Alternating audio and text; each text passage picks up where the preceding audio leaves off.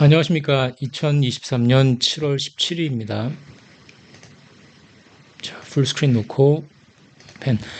죄송합니다. 어제 제가 주말에 좀 일이 있어가지고 영상을 못 찍었습니다. 오늘 월요일인데 지금 켰고요. 죄송합니다. 예, 가급적이면 시간을 맞추려고 하는데 주말에 제가 좀 일이 있을 때는 못합니다. 죄송합니다.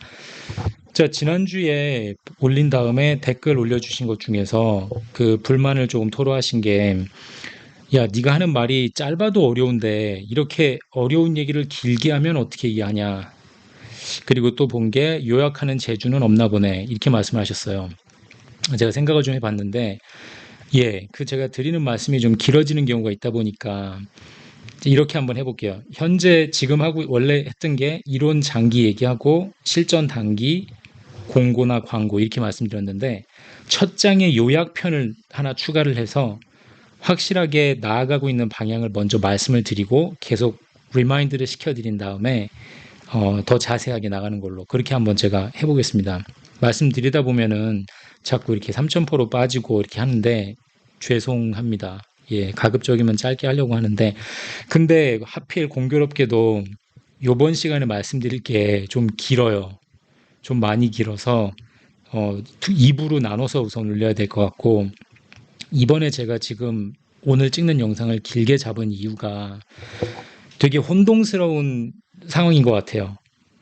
제 댓글 영상을 봐도 그렇고 다른 유튜브 방송 보면서 토론하시는 거를 봐도 그렇고 진행자가 하는 질문이나 그거에 대해서 말씀하시는 전문가분들이나 많이 헷갈려 하시는 것 같아요. 그럴 수밖에 없죠.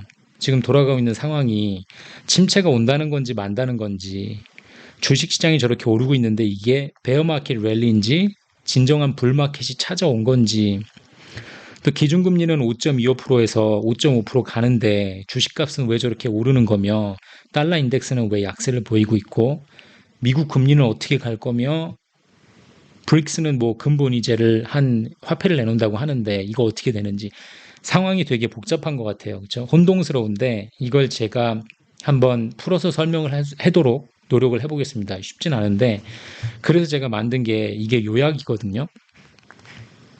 이 요약장이 이렇게 복잡할 수 있느냐. 저도 만들어 놓고 보니까 조금 황당한데, 한번 해보겠습니다. 예, 제가 설명을 한번 해볼게요. 지금 돌아오는 상황이 왜 이렇게 헷갈리는지. 우선 2분 버전으로 제가 드리고 싶은 말씀을 정리를 빨리 해볼게요. 지금 현 상황 헷갈리시죠? 왜냐하면 엇박자가 나고 있어서 그래요, 지금. 뭐가 엇박자가 나냐면 선행하는, 리딩하는 스마트 마니하고 후행하는, 레깅하는 덤마니, 멍청한 돈하고 엇박자가 나고 있습니다. 무슨 말씀이냐면 리딩 인디케이터, 선행 미리 알려주는 그 미리 예측을 하고 움직이는 눈 달린 돈, 스마트한 마니는 보고 있는 지표라든지 숫자라든지 인디케이션이 제조업, PMI, 구매자 관리 지수, 쉬핑 인덱스 같은 거, 자본이나 그 raw material 같은 거를 옮길 때 들어가는 비용, 또 신용카드 연체율 올라가는 거, 기업 부도율 올라가는 거, 이런 거를 보면서 판단을 하려고 노력하는 게 스마트마니고, 덤마니는 후행하는 그런 성질을 갖고 있어서 고용지수라든지 소비 심리가 올라가고 자동차 대출도 많이 하고 있고 학생 융자도 많이 올라가고 있고 쏠림 형태의 투자가 많이 나오고 있는 그러한 후행성 성질을 띈 게 덤만인데 얘들은 지금 계속해서 들어가지 말아야 할 곳에 돈이 계속 쏠려 들어가고 있어요. 주식시장을 포함해서. 그 똘똘한 사람들이 봤을 때 이렇게 표현해서 좀 죄송한데 그러니까 뭐 어쩔 수 없어요. 이게 설명을 드려야 되니까 비즈니스 마인드를 가지고 뭔가 예비하려고 하는 사람들은 계속 뭔가 안 좋을 게 올 것 같으니까 안전을 찾아가면서 침체가 올 거라고 예상을 하는 거고 반대로 눈먼 돈을 가지고 흘러가는 돈 보면서 경기 좋아지네, 주식값이 오르고 있습니다. 계속해서 지출하고 문제 없을 거라고 생각하고 가는 그 돈이 그쪽 힘이 이쪽에서 많이 생기고 있는 거예요. 둘이 같이 지금 엇박자가 나요. 즉 그게 계속해서 한쪽에서는 제조, 기업, 생산, 주택, 건축 이런 큰 인프라스트럭처가 어떻게 움직일 거냐, 어떤 생산성이 어떻게 움직일 거냐 쪽에 포커스를 하고 있는 반면 이쪽에서는 지금 고용이라든지 소비, 주식 같은 걸 보면서 좋아질 거다라고 생각을 하고 있으니까 여긴 나빠질 거다, 여긴 좋아질 거다 하면서 계속 부딪히고 있어요, 이 둘이 여기서. 그러면 이 부딪힘이 계속해서 심해지면 심해질수록 즉 덤머니가 만약에 이쪽의 힘이 강해지잖아요. 잘못된 경제 흐름을 읽고 있는 이쪽 상황이 힘이 강해지면 강해질수록 연준 입장에서는 5.05%까지 올린 다음에 유지를 하거나 하다못해 5.75까지 가야 될 수도 있어요. 그럼 이거를 계속 높은 금리를 유지할 수밖에 없다는 걸 이해하는 스마트머니 입장에서 봤을 때는 더 위축이 됩니다. 저 높은 기준금리가 뭔가 하나 큰 걸 몰고 올 텐데 큰일이다. 그러니까 계속해서 얘네들은 안 좋게 보는 거고 얘들은 계속해서 좋게 보는 힘이 올라가는 거예요. 계속. 그래서 제가 자세히 말씀드릴 게 헤드라인 CPI가 3.6%에 나왔는데도 불구하고 왜 5.5%, 5.75%를 유지할 수밖에 없는지를 자세히 들여다볼 거고요. 그렇게 오랫동안 유지가 되다 보면 결국 부러지는 여파가 생기는데 뭐가 있냐? 요 밑에 이게 BCD라고 제가 업데이트를 했어야 되는데 BCD가 크게 일어날 건데 이건 뭐냐? 계속해서 고금리를 유지를 하다 보면 분명히 어디선가 이머징 마켓, 한국을 포함한 이머징 마켓에서 큰 시스테마틱 리스크가 날 거고 여기서 크게 당하는 나라든지 국가든 기업이든지 문제가 생길 거면 또 그러고 나면은 달러가 어떻게 될 겁니까? 달러 그 금리에 대해서도 많이 질문을 받거든요. 달러 금리 일드 커브, 현재 지금 이렇게 인버트 되어 있는 일드 커브가 어떻게 변할 것 같냐? 제가 봤을 땐 플랫 한 다음에 다시 올라갈 것 같아요. 그걸 제가 조금 더 자세히 설명을 드릴 거고 결국 마지막엔 그러면 달러의 금리가 높게 포지티브한 이런 현상이 밑이 아니라 이게 아니고 높게 이렇게 유지가 되면 달러의 운명은 어떻게 될 거냐? 지금 브릭스에서 금 본위제를 달고 금 골드 베킹을 한 화폐가 나온다고 하는데 이게 화폐가 나온다고 하는데 이게 미치는 달러의 운명은 어떻게 될 거냐? 여기까지. 이걸 제가 지금 말씀드리고 싶은 거거든요. 이번 영상에서 좀 길어요. 그렇죠? 좀 긴데 다시 한번 짚어보면 제 생각에는 솔풀경 생각에는 확실히 부러지긴 부러질 겁니다. 큰 침체 오고 난리가 날 건데 지금 엇박자가 나고 헷갈리는 현상이 계속 지속이 되는 거는 스마트만이라고 하는 눈 달린 돈, 비즈니스 마인드를 가진 사람들은 안 좋게 보고 있는 거고 눈먼 돈을 가진 덤마니를 가진 사람들은 계속 좋게 보고 있으면서 엇박자가 나고 둘이 부딪히면서 엇박자가 나면 날수록 연준은 5.5%의 유지를 할 수밖에 없고 그렇게 유지를 하다 보면 결국 부러지는 여파들이 생기는데 뭐에서 부러지냐? EM에서 부러지고 그게 결국은 달러 일드 커브를 높게 포지티브하게 bring out을 할 거며 달러가 약해진다는 거예요. 트레저리가 가격이 떨어지고 일드가 올라갈 거며 그렇게 달러가 일드가 올라가 있고 미국 부채가 많아진 상황에서 달러의 운명은 어떻게 되냐? 브릭스라든지 다른 커런시가 금을 갖고 왔을 때 그것 때문에 무너질 겁니다. 달러가. 결국 금값이 오를 수밖에 없습니다. 이게 지금 제가 드리고 싶은 말씀의 그 큰 맥락이에요. 무슨 말씀인지 아시겠죠? 그게 지금 제가 할 수 있는 가장 자세하게 가장 오버뷰를 간단하게 드릴 수 있는 그거예요. 그럼 우선 더 지금 하나하나 이제 자세히 들어가기 전에 우선 자 이거부터 볼게요. 왜 엇박자가 나는지부터 한번 더 자세히 들여다볼게요. 이 선행성을 가지고 있는 스마트마니하고 후행성을 가지고 있는 덤마니의 차이를 한번 볼게요. 우리가 봤을 때 제일 많이 들으시는 게 침체가 올 수밖에 없다라고 하시는 분들 말씀을 들어보면 장단기 금리 역전이 된 거 요게 되게 중요하다 그러죠. 그리고 또 컨퍼런스 보드에서 가지고 나오는 리딩 이코노믹 인디케이터가 중요하다 그래요. 이게 지금 굉장히 많이 낮아져 있다. 그러니까 침체가 올 수밖에 없다. 요 두 가지를 차트를 한번 먼저 보여드릴게요. 이게 말이 돼요. 이게 왜 말이 되는지를 제가 설명드리고 싶은 거예요.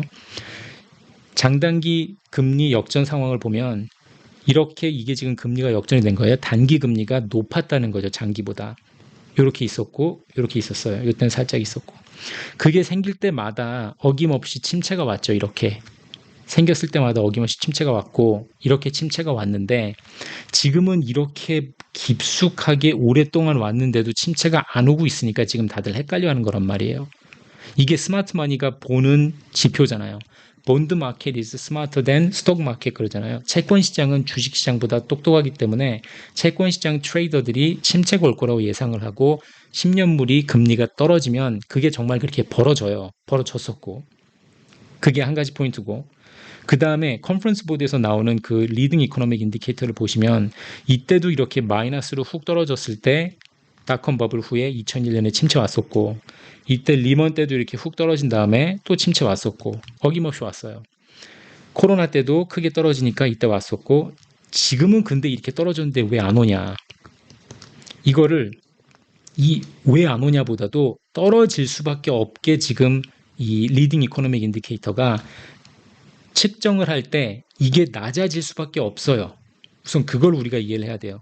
리딩 이코노믹 인디케이터가 어떻게 계산되는지 전에 제가 자세히 한번 간단히 말씀드린 적이 있는데 리딩 이코노믹 인디케이터가 즉 스마트 머니가 지금 돌아가는 경제 상황을 봤을 때 왜 이 숫자가 마이너스로 가면은 침체가 올 거라고 예측을 하는지를 이해를 하셔야 돼요. 왜 리딩 이코노믹 인디케이터는 언제 플러스가 이렇게 되고 포지티브가 돼 있다가 언제 이렇게 마이너스로 떨어지냐 이걸 우리가 이해를 해야 되잖아요. LEI가 보는 것 중에서 10개 중에서 10개를 이렇게 제가 놨는데 그 중에 7개가 제조라든지 주문, 건설, 통화, 금리 정말 중장기로 놓고 봤을 때 안 좋아질 수밖에 없는 침체가 올 수밖에 없는 그 지표들을 보기 때문에 그래요. 지금 여기서 그 전장에 보면 이 지금 스마트 머니가 보는 여기가 이 리딩 이코노믹 인디케이터를 봤을 때 정말 중요한 숫자들만 보기 때문에 LEI가 마이너스로 떨어지는 거다. 이 덤머니들이 보는 거는 비즈니스 마인드를 가지고 보는 게 아니라 자기들 소비, 심리, 쏠림 형태 주식에 들어가는 그런 투자 이런 것만 보기 때문에 리딩하지 않는단 말이에요. 선행성이 없어요. 눈먼 돈이 움직이는 거는. 얘들은 후행성을 가지고 있는 거고 이쪽에 있는 스마트한 마니는 선행성을 가지고 있어요. 미리 어떻게 될지 6개월 후에 12개월 후에 어떤 일이 벌어질지를 지금 예측해 본다는 거죠. 그게 차이가 있는 거예요. 그 리딩 이코노믹 인디케이터를 보면은 제가 동그라미 쳐놓은 걸 먼저 보시면 그게 7가지가 앞으로 우리가 스마트 마니가 봤을 때 6개월, 12개월, 18개월 후에 어떻게 변할 거냐. 제조업을 1번을 보면은 제조업 직원 근무 시간 당연히 떨어지죠. 제조업 지금 망가지고 있잖아요. 제조사 신규 주문 떨어지죠. 제조업 구매 지수 당연히 떨어지고 군사 비행기 제외한 사업 자본재 주문 캐피탈 구즈거든요. 이것도 당연히 떨어지고 있고 주택 건축 허가증 한 달 살짝 오르긴 했는데 많이 떨어졌죠. 미국 얘기하는 거예요. 인플레 반영한 M2 통화량 지난 한 달 동안 살짝 오르긴 했지만 얘도 떨어졌어요. 장단기 금리 역전 보니까 당연히 얘도 지금 역전되어 있고 즉 앞으로 내다보고 이 경기가 지금 이렇게 안 좋은데 내가 제조업이라든지 제조 덜하고 생산 덜하고 사람들 줄이는 제조업적이랑 이쪽은 다 지금 망가지고 있는 상황이란 말이에요. 이걸 봤을 때 침체가 온다. 라고 측정을 하기 때문에 스마트 머니가 봤을 때 LEI를 보면서 침체가 올 수밖에 없다고 하는 거예요. 근데 여파를 안 주고 있는 건 뭐예요? 지금 실업수당 힘을 못 주고 있죠. 이게 실업수당이 낮으니까 서비스 섹터가 좋아서 얘 실업보험금 청구 건수가 낮다 보니까 얘는 지금 올려주는 포지티브한 이펙트를 가지고 있는 거고 S&P 500 같은 경우는 포모 때문에 난리 나고 사람들이 지금 돈이 글로 쏠려 들어가고 있으니까 Magnificent 7 해서 10개, 7개, 8개, 9개 되는 그 큰 회사에 돈이 쏠려 들어가는 현상이 있으니까 계속 오르는 것처럼 보이는 거고 이거는 후행하는 지표란 말이에요.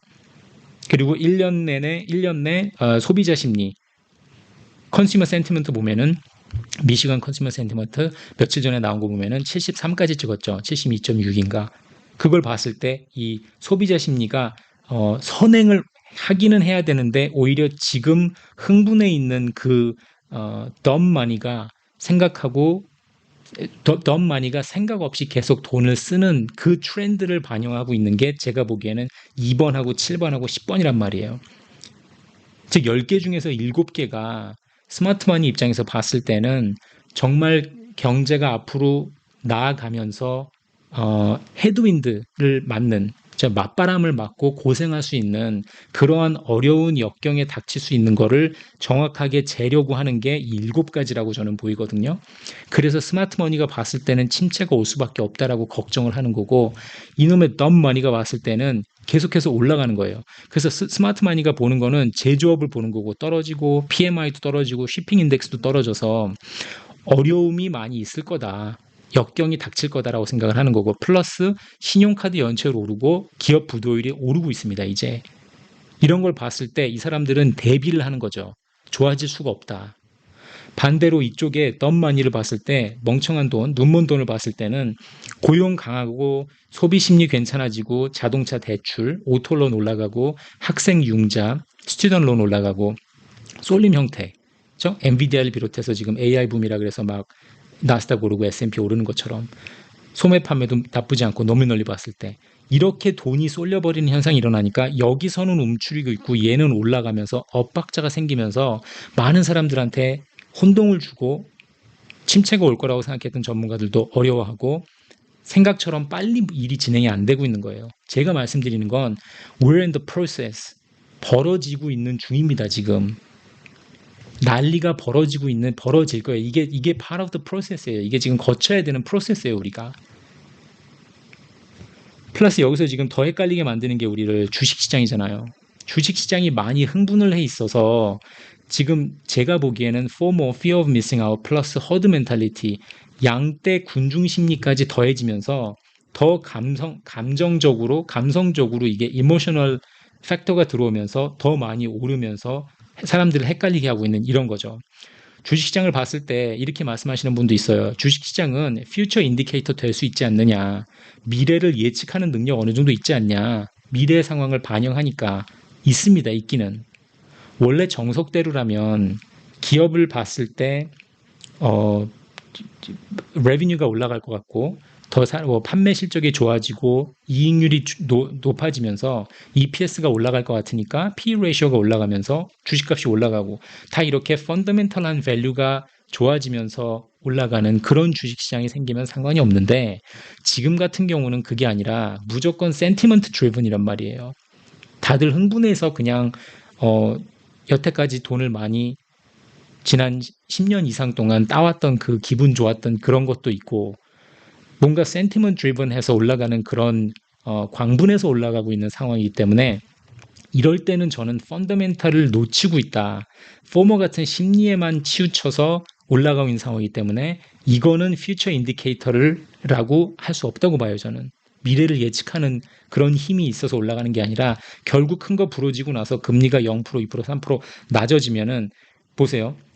금리 하나만 가지고서는 이걸 꺾을 수 없다는 게 고금리면은 5.25%, 5.5%가 되면은 금리가 높으니까는 주식값 평가 절하돼 가지고 어느 정도 떨어져야 될 것 같지만 센티먼트가 만약에 금리를 이겨버리는 상황이 오면 계속 지금처럼 오르는 거고 뭔가 크게 부러진 다음에 금리를 만약에 낮추잖아요. 연준에서 0%, 1%, 2%로 낮춰버려도 한동안 그 부었던 간땡이가 쪼그라들면서 다시 간땡이가 부으려면 시간이 걸린단 말이에요.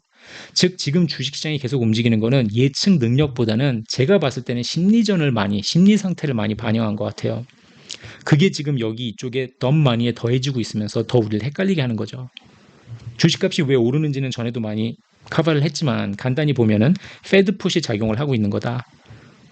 트레저리 어카운트에 있던 제너럴 트레저리 어카운트에 있던 거 이 돈이 지금 트레저리 제너럴 어카운트에 있던 돈이 나와서 흘러 들어가면서 유동성이 더 공급되는 거. 사람들이 지금 무뎌진 거. 금리 상황에 대해서 허드 멘탈리티 양떼같이 움직이는 거. 또 전반적으로 다 같이 주식이 뛰는 게 아니라 몇 가지 큰 종목들만 그쪽에만 돈이 쏠리고 있는 현상. 아주 안 좋은 랠리죠, 이게. 건강한 랠리가 아니라 아주 안 좋은 랠리가 나타나고 있는 거고 2008년에도 제가 3월 달에 말씀드렸잖아요. 2008년에도 베어스턴이 망한 다음에 JP모건한테 넘어간 다음에 5월, 6월 달까지 최고점 92%까지 뛴다고. 지금 나스닥 기준으로 약 최고점 16,500에 96%까지 근접한 15,850까지인가 올라갔거든요. 거의 지금 이 숫자를 넘어가고 있어요. 그러니까 사람들이 지금 굉장히 흥분 플러스 광분해서 올라가고 있는 상황이기 때문에 제가 드리고 싶은 말씀은 stock market is not a true reflection of state of the economy. 절대 주식 시장은 경제를 진짜 그대로 1대1대로 반영하지 않습니다. 특히나 지금 같은 상황에서는. 그 말씀을 드리고 싶은 거예요. 자, 그러면 이 스마트만이라고 하는 돈이 이렇게 보는 게 뭐가 문제냐? 스마트마니하고 이 덤마니하고 지금 계속 부딪히고 있다는 게 엇박자가 나오고 있다는 게 뭐냐? 스마트마니 입장에서 봐서는 제조업이라든지 기업, 생산성, 주택 건축 등 이걸 봤을 때 지금 하락하는데 안 좋은 상황인데 덤마니 입장에서 봐서는 고용 괜찮고 나 지금 직장 구하는데 문제 없고 소비 심리 괜찮고 주식시장 계속 좋으니까 이쪽에서 계속 힘을 내고 있는 거 아니에요 지금. 그러면 이 어떤 머니가 승기를 잡냐? 스마트 머니가 이길 거냐, 덤 머니가 이길 거냐? 덤 머니가 만약에 이긴다 그러면 이쪽 애들이 계속 이기면 이길수록 5.5% 있는 기준금리를 유지할 수밖에 없습니다. 연준에선. 이걸 유지하거나 5.75%로 오히려 올리는 상황이 돼버리면 스마트 머니는 이걸 보면서 더 위축하겠죠. 야, 저 지금 5.25, 5.5, 5.75% 가는 기준금리를 어떻게 감당하려고 얘들은 더 투자를 줄이고 더 위축하고 더 안전을 추구할 거란 말이에요. 이 안전을 더 추구해서 더 안전하고 싶을 거란 말이에요. 이런 악순환이 계속해서 벌어지다가 결국 얘가 부러뜨릴 거다. 5.5%이 높은 금리가. 여기까지 제가 지금 말씀드리고 싶은 게 이거. 자, 그러면 자, 조금 지저분하니까 나왔다 들어오면 그러면 이 선행성하고 지금 아이고 죄송합니다. 그러면 여기서 지금 그 스마트 마니가 보는 거하고 이 덤 마니가 보는 거하고 이 차이를 이해하시는 게 조금 중요하거든요. 제가 봤을 땐 얘네 둘이서 왜 엇박자가 나는지를 조금만 더 설명을 드릴게요. 그래야 지금 이 부분에 지금 차이가 나는 거를 조금 더 이해를 하실 수가 있거든요. 자, 무슨 말씀이냐면 지금 여기서 장단기 금리 역전 난 거하고 엘리아에 대해서는 보여드렸어요. 이게 왜 스마트 마니가 침체를 예상할 수밖에 없는지 그리고 이게 왜 옳은 시점인지 제가 봤을 땐 그런 거고 그 다음에 스마트 마니들이 보는 지표를 보면 우리가 많이 말하는 매뉴팩처링 PMI 구매자 관리 지수 매뉴팩처링을 봤을 때는 이렇게 벌써 마이너스 50 밑으로 떨어져서 컨트랙션 보이고 있단 말이에요. 낮아지고 있죠. 50 이상 가야 익스펜셔너리니까. 이때 기준금리 올리기 시작하면서 2022년 3월 달에 벌써 떨어지기 시작하고 많이 마이너스 갔다가 오르나 싶다가 다시 내려와 있는 안 좋은 상황이 되고 있는데 서비스 PMI는 좀 다르죠. 서비스 PMI는 낮아지나 싶다가 기준금리 올리고 나서 이렇게 다시 지금 회복성을 보이고 있잖아요. 그러니까 매뉴팩처링 봤을 때 제조업이 기업 마인드를 가진 사람들이 봤을 때 기업도 그냥 호텔 그런 기업 말고 쉽게 사람들을 고용하고 쉽게 자를 수 없는 매뉴팩처링이라는 거는 기계 설비 투자도 해야 되고 그냥 식당 하나 지은 다음에 손님들 받는 거하고 좀 다르잖아요. 차원이 다르잖아요. 매뉴팩처링 패실리티를 만든다는 거는. 이 사람들은 훨씬 중장기 쪽으로 보고 그러니까 똑똑하다 그러면 좀 뭐하고 왜냐면 이쪽에 있는 사람들이 바보같이 들리니까 이 사람들은 더 현명하고 더 날카롭고 보수적인 투자를 해야 되는 사람들이란 말이에요. 이쪽 매뉴팩처링 쪽에 있는 사람들은 그 차이를 저는 계속 말씀드리고 싶은 거예요. 이 두 팀이 계속 엇갈리고 있는 게. 또 지금 스마트 마니가 보는 거는 기업 부도율 같은 걸 보면은 2008년에 제로금리 시작한 다음에 자 2008년에 난리 나서 이때 리먼 터지고 이렇게 기업 부도율이 올라서 최고점을 2010년쯤 찍은 다음에 12년 동안 제로금리를 하면서 그거에 힘입어서 이렇게 계속 기업 부도율이 쭉쭉 떨어집니다. 미국에서. 그러다가 2022년 3월 달에 기준금리를 인상하면서 여기를 이렇게 확대를 해보면 이때 기준금리 인상하면서 드디어 이게 오르기 시작해요. 이렇게. 그럼 이때 12,700하고 14,400 2023년 3분기 말에 숫자를 봤을 때 13% 상승을 했거든요. 요건 제가 다른 그 아티클도 읽어봤는데 요건 제가 트레이딩 이코노믹스에서 가져온 거고 Zero Hedge나 다른 아티클을 보면은 그래프가 없어서 제가 보여드리진 못하는데 걔들이 말하는 게 같은 그 1년 전에 비해서 59% 상승했다. 부도율이 이렇게 말하는 데도 있고 예, 이게 1 빌리언, 10 빌리언, 마켓캡 10 빌리언 달러 이상 된 기업들이 망하는 게 몇 퍼센트 올랐다. 지금 계속해서 중견 기업들이 무너지고 있는 거야, 하나씩.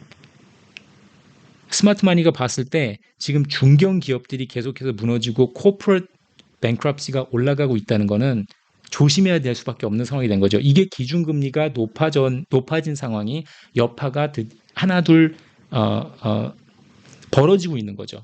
이게 경제에 스며들어서 그거에 타격을 입히려면 높은 기준금리가 경제에 타격을 입히려면 시간이 걸리기 때문에 그걸 보고 있는 거예요, 스마트마니는. 근데 우리 퍼블릭이나 대중들은 이거를 보고서는 6개월 후에 어떻게 될까, 12개월, 18개월 후에 내가 이 돈을 어떻게 써야 될까라고 이런 플래닝을, 비즈니스 마인드적인 플래닝을 하진 않잖아요. 그리고 또 스마트마니가 보는 지표를 보면 크레딧 카드 밸런스하고 크레딧 카드 밸런스에 대한 연체율, 멀티 인덱스 이런 걸 봅니다. 미국의 크레딧 카드 밸런스를 보면 자 2008년 리먼 났을 때 최고점 찍고 나서 이렇게 쭉 딜레버리징 비슷하게 해서 낮춰지다가 열심히 오르고 코로나 터지고 나서 코로나 때 지원금 많이 나가면서 크레딧 카드, 신용카드 사용이 많이 줄어들었죠. 주머니에 돈이 많으니까. 그리고 나서 다시 오르기 시작하면서 돈이 없어지면서 돈이 다 떨어지면서 다시 오르다가 이때 기준금리를 올렸는데 이렇게 살짝 낮아지나 싶다가 다시 올라요.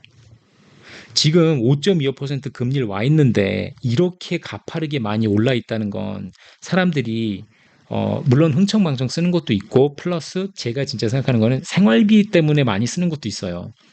예, 생활비 때문에 많이 쓰고 캐치업 하느라고 생계비 유지해서 쓰는 것도 있는 것 같은데 그건 뭐 제 생각이니까 2023년 3월 말에 카드 빚이 지금 1 트릴리언에 와 있는데 이때 리먼 때 난리 났었던 것보다 훨씬 더 높은 점에 와 있고 이 상승하는 폭도 무지 가파르잖아요.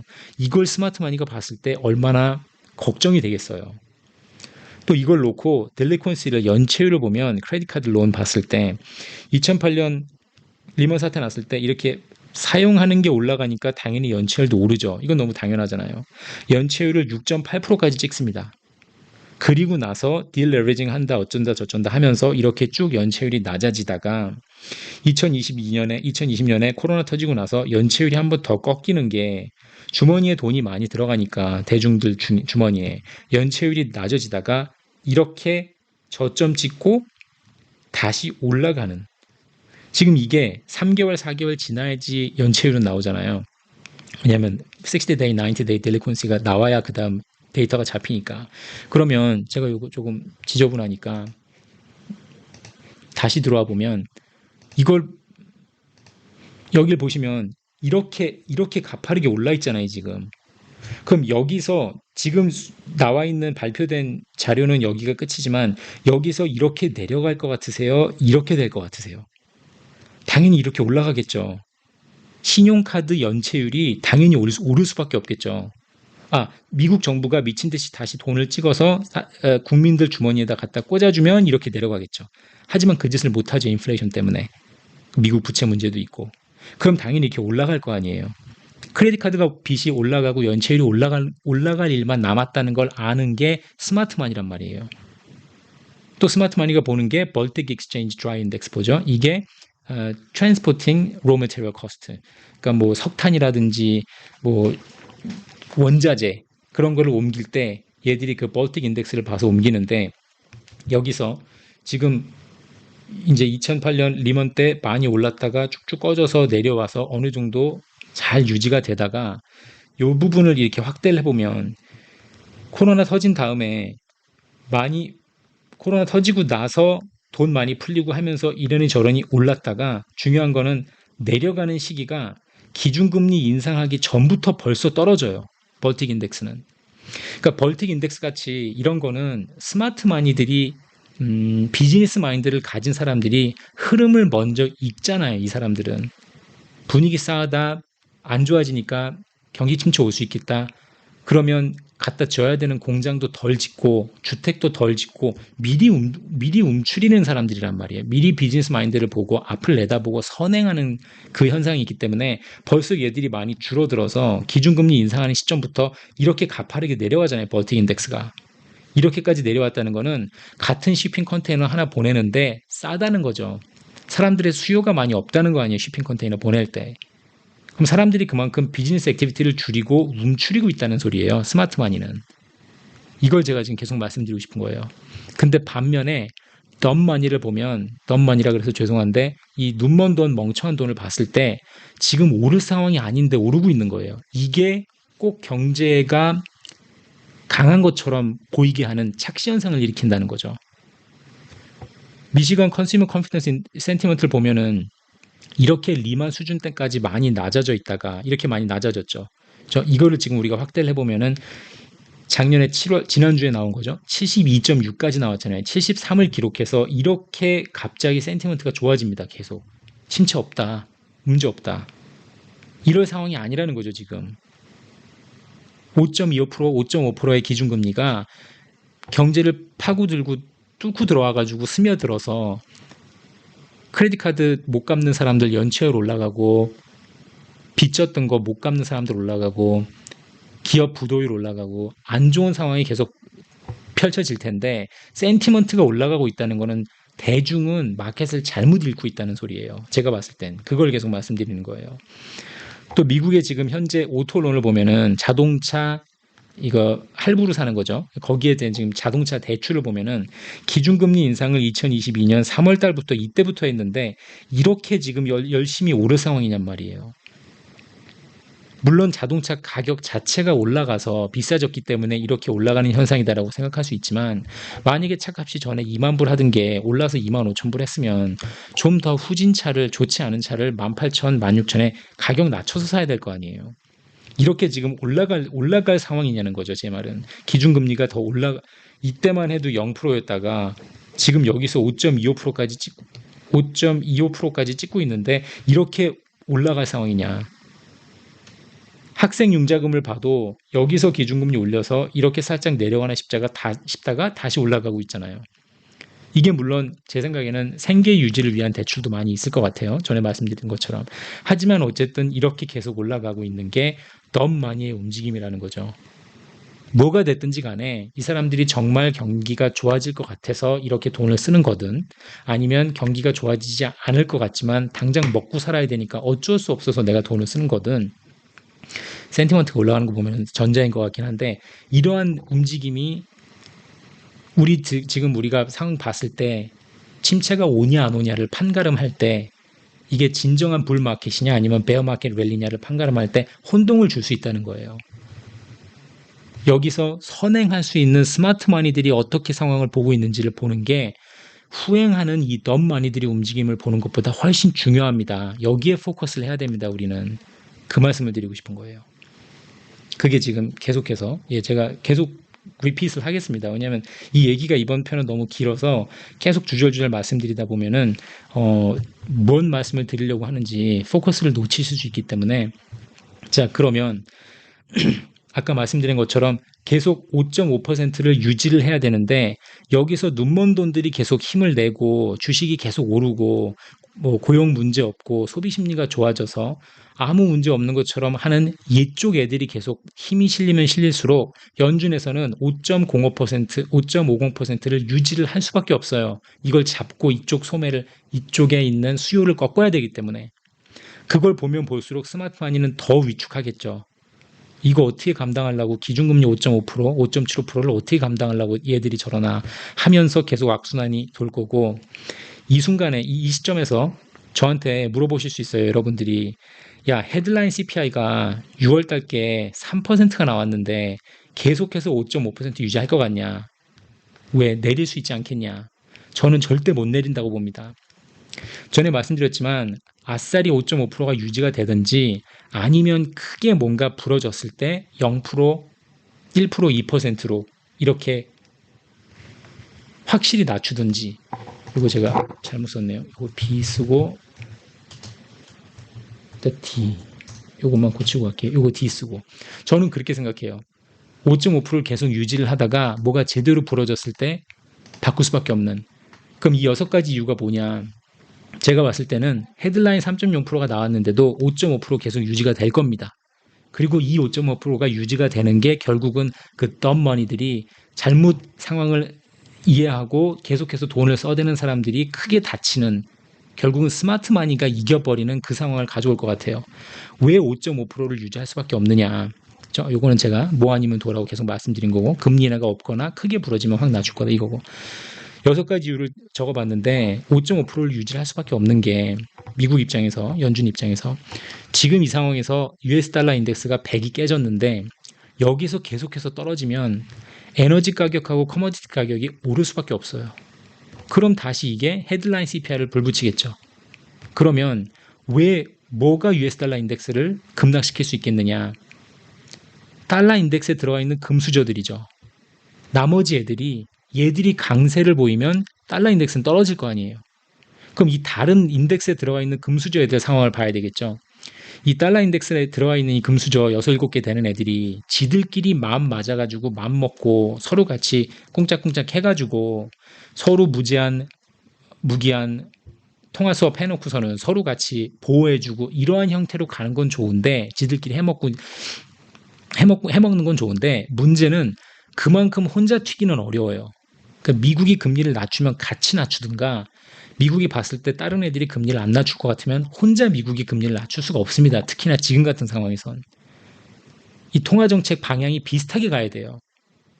왜냐하면 이거를 지금 만약에 얘가 낮춰버리면, 미국이 혼자서 금리를 낮추면 USDX가 더 떨어질 거고, USDX가 95, 90으로 낮아져 버리면 그럼 인플레이션을 여태까지 열심히 수출을 했는데, 강한 달러를 바탕으로 달러가 약해지면 원유값이 오를 거고 커머디티 가격이 오르면서 인플레를 수입하는 입장이 되니까 이 헤드라인 인플레이션에 다시 불이 붙을 거란 말이에요. 그럼 우리가 봐야 되는 게 달러 인덱스에 들어와 있는 애들 봐야겠죠. 유로랑 파운드랑 캐네디언 달러랑 옌이랑 스위스 프랑 5개를 보시자고요. 저거 하나 더 있는 거 빼고, 스위디시 크로는 빼고, 걔들은 그렇게 크게 중요하지 않으니까. 제가 봤을 때 지금 유로하고 파운드 때문에 얘들이 갈 길이 멀어서 절대 미국이 금리를 혼자 낮출 수가 없습니다. 낮출 생각도 없겠지만, 유럽을 보면, 우리가 유로를 봤을 때 요 세 개가 지금 문제인데, 유로화를 봤을 때는 이제 독일만 보면 되거든요. 예, 프랑스도 안 중요해요. 제가 보기에는 다 독일 때문에 죽고 사는 거기 때문에 독일이 하는 방향으로 갈 텐데, 독일의 인플레이션이 낮아지면은 정책 금리를 낮출 수 있을 거고, 독일 인플레이션이 높아 있으면은 높여야 될 거예요. 결국은 현재 ECB 기준금리가 4.0%입니다. 일주일짜리 기준금리. 수신금리는 3.5%인데 이제 보통 이거 기준금리로 보니까 4.5%, 4.0%를 봤을 때 헤드라인 인플레이션이 얘들이 지금 6%가 넘어 있어요.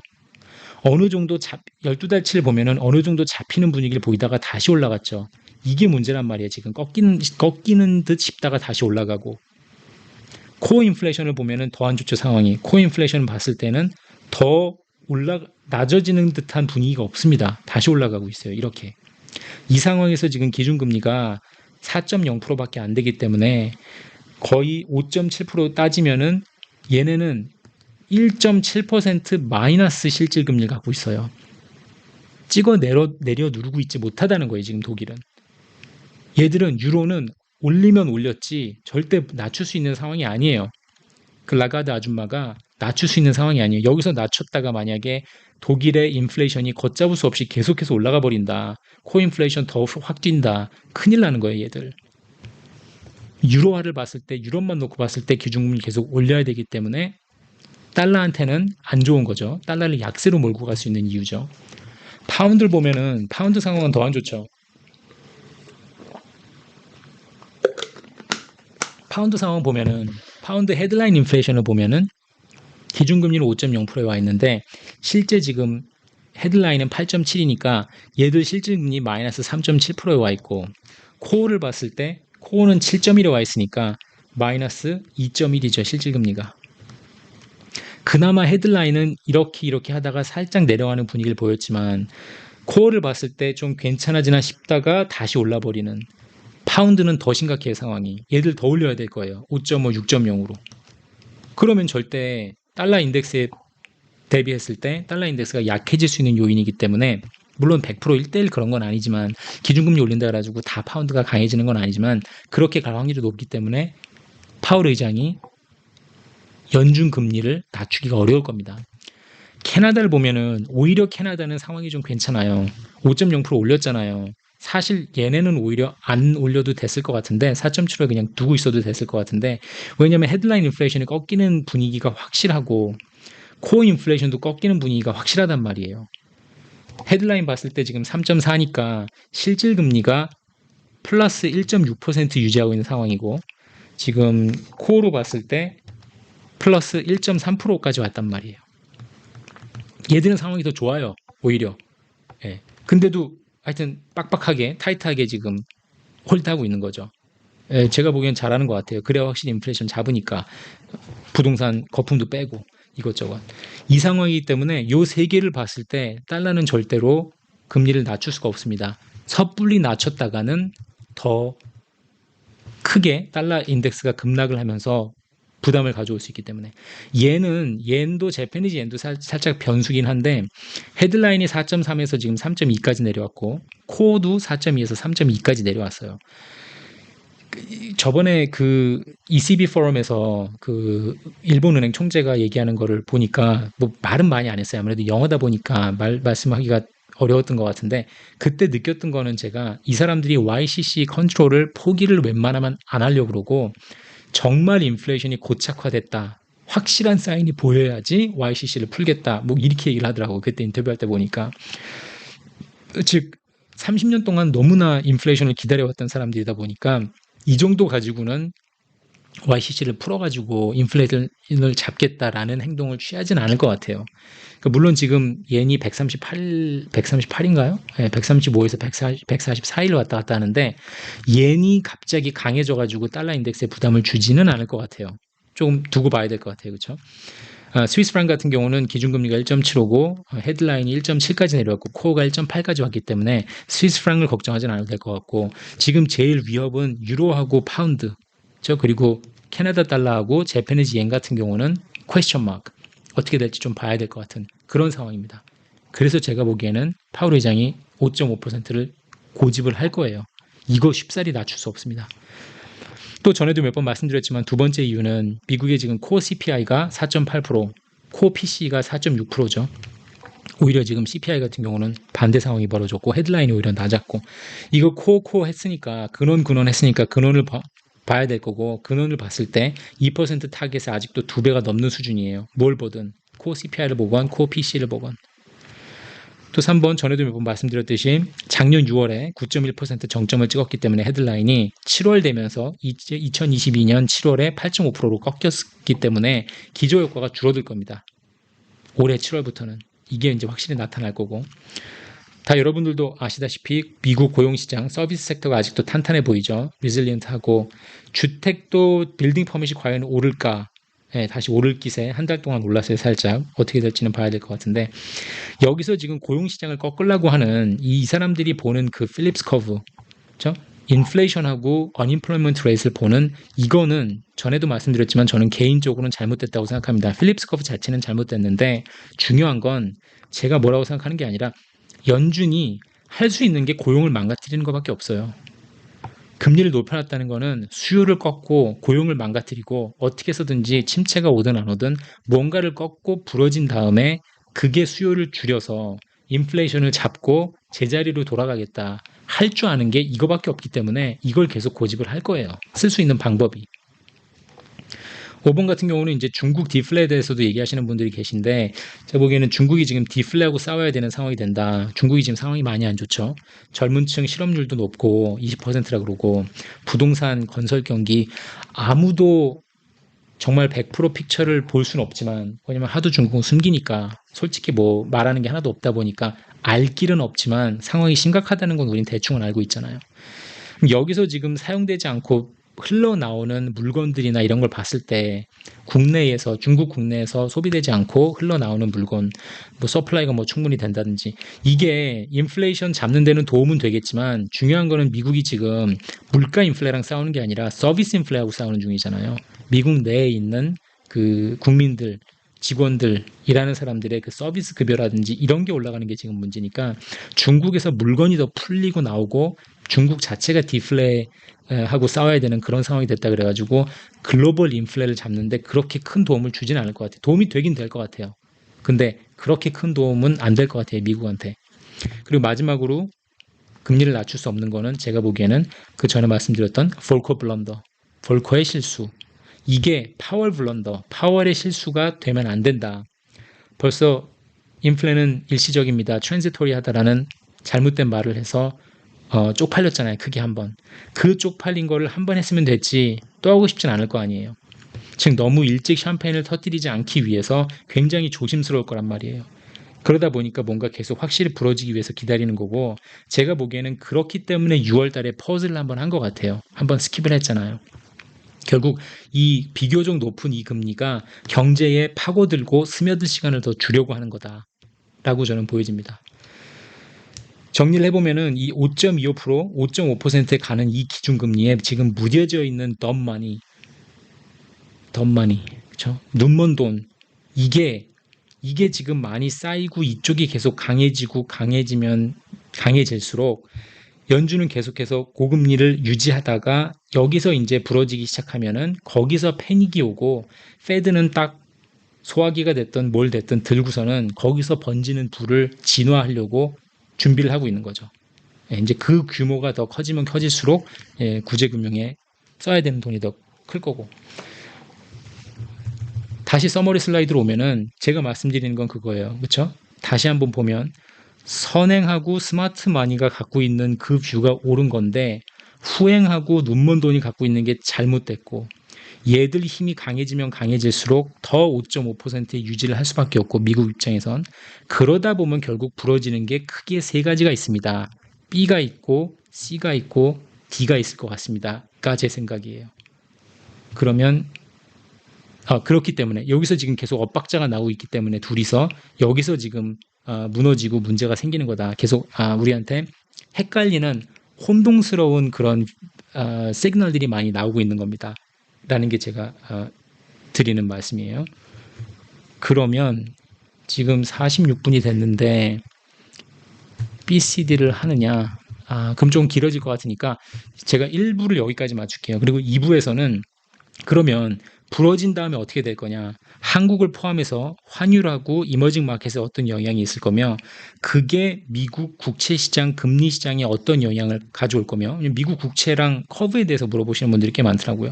그리고 나서 결국은 달러의 존폐성과 달러의 입지가 어떻게 바뀔 거며 그게 지금 브릭스가 가지고 나온다는 골드백드 커런시라는 게 어떤 영향을 달러에 줄 거냐.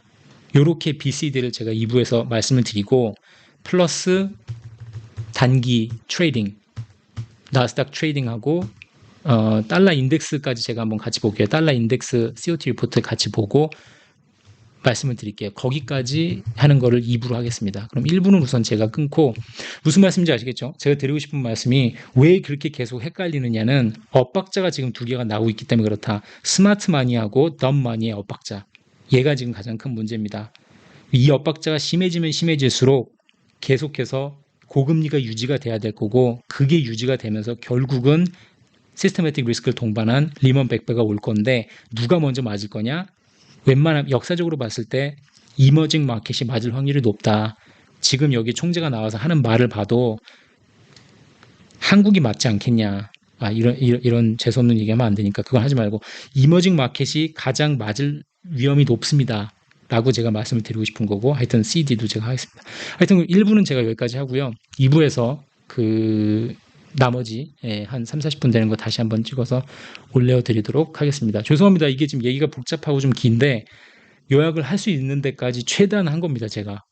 지금 혼동스러운 상황을 어떻게 설명을 해야 될지 어디서 이 지금 혼돈이 오고 있는지를 제 나름대로 한번 정리를 해봤습니다. 우선 그러면 1부는 여기까지 하겠습니다. 디스카드하고 우선 1부 재밌게 보셨으면 구독, 좋아요 부탁드리고요. 제가 2부도 마저 찍어서 바로 내일까지 올리도록 하겠습니다. 감사합니다.